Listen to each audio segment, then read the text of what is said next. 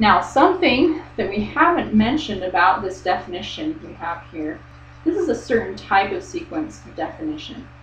There are other ways to define sequences using shortcuts and other rules, but when we've defined it this way, this is actually called a recursive definition. Now, the word recursive you might want to look up in a dictionary if you want to, but you can see that recursive, it's kind of like recurring. Something that is recurring happens over and over again. This recursive, it just means that we're always looking at the previous term to get to the next term. We can come up with shortcuts of saying how we would calculate, for instance, the 100th term, so that we wouldn't have to go through all of these terms to get to it. But when we've defined it recursively, we're saying whatever term we want to find out, we have to know the one before it. So using a recursive definition, if we want to know the 100th term, we're going to have to go where we left off with the 10th term, keep adding 4 until we get to the 100th term. So recursive definitions do have their limitations, but this will help us just to see kind of one step at a time how to get to the next term. When we get to chapter 3, we'll study more about the shortcuts to skipping to any term that we want to find using what's called an explicit definition.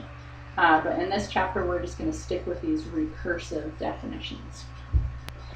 Okay, so the last thing that we're going to do in this video is just do a few more examples of recursive definitions for sequences.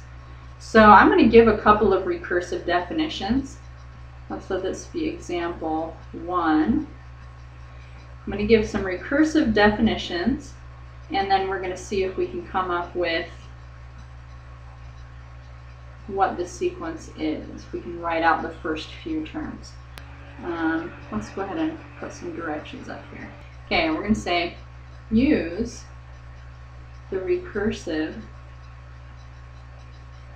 definition to write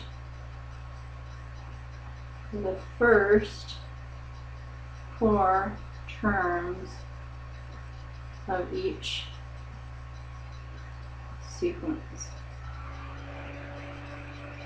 Okay, so we're going to use the recursive definition to write the first 4 terms of each sequence. So for example, so our first example, let's let u sub 1 be equal to, let's go ahead and go with 10. And u sub n, this is our definition, our rule part. Each term we're going to get by taking the previous term, so u sub n equals u sub n minus 1. Let's do minus 3.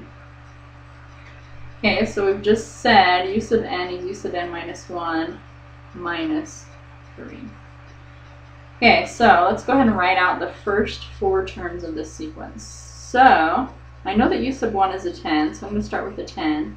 And then my rule says each term I get by taking the previous term and subtracting 3. So if I subtract 3 from this, I'm going to get a 7. Subtract 3 from that again, I'm going to get 4. And we want the first 4 terms, so if I subtract 3 again, I'm going to get a 1.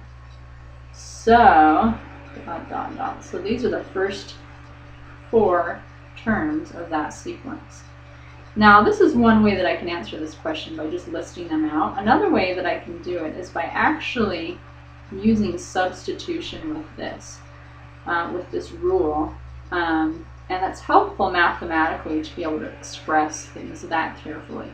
So I can use this definition, and if u sub n is u sub n minus 1 minus 3, then I can say that u sub 2, I already know that u sub 1 is 10, u sub 2 is going to be equal to, I'm going to replace the n with a 2. So u sub 2 minus 1 gives me u sub 1, and then minus 3. And then I know that u sub 1 is equal to 10, so 10 minus 3, which is equal to 7. Now this may seem like a pain to write all of this out, But if we really wanted to justify ourselves using principles and rules that we know work, we know that the substitution principle is an actual principle that works. So all we've used here is the substitution principle. So we've only substituted things with things that we knew that they were equal to. So u sub 2 is 7. If I do the same thing for u sub 3, if I use this rule, that means n is now a 3. So I can do 3 minus 1, so u sub 2 minus 3. Well, u sub 2 I just figured out was a 7, so I'm going to substitute u sub 2 for a 7 minus 3, so that's how I get a 4. And then I can do the same thing for u sub 4. So this is really a more mathematically careful way of expressing how we arrived at this list. But it's the important part is being able to come up with a list, looking at this definition and being able to see what it means.